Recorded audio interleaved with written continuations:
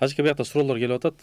Туура айтасыз, бар болуңуз дейт. Машаллах, ажеке чындыкты гана айтасыз дейт. Жана ошондой эле бизде дагы түз эфирдебиз. Марвада эсенги боюнча кыргыз кыздар сойкулукта биринчи орунга чыгып, кыргыз эркектерде намыс жок калганбы деген. Ушундай болду. Ушундай бир абийирсиз, намыссыз болуп да келип алып, бир жанагы аялы кыздар биякта ар ким менен ойнош болсо, өзүңөр алып чимкириңи агызып алгандан кийин мактангандай болуп атасыз да.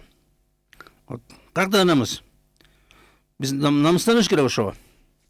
Эмне үчүн биздин кыздар жүрөт? Эмне үчүн биз кыздарыбызды бага албай калдык?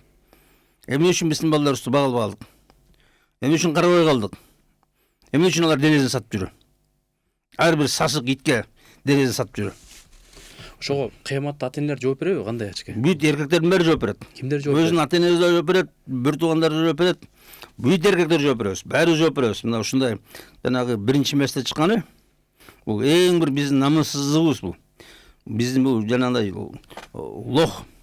Ушундай бир аябай бир пас деңгээлге түшүп калганбыз бул. Биздин кыздарыбыздын жанагындай жүргөнү бүт дүйнөдө. Москвада биринчи месте экен да. 140 миллион орустан биздики көбүрөөк экен. Сойкулар. Ошонун бәрін жок кылыш керек. Токтотуш керек. Кайсы бет түз менен жүрүбүз бу жерде? Ошого намыстаныш керек. Биз туура эмес нерсеге намыстанабыз да. Туура нерсеге намыстанбай. Биз ошо бүт жакшы болгондо намыстаныш керек. Баары жакшы болуш керек.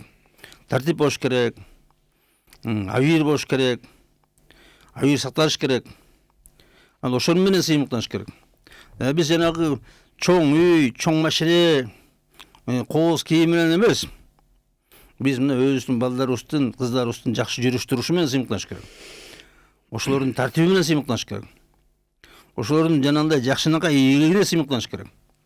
Жанагындай кымбат баалуу нерсе менен сыймыктанбаш керек.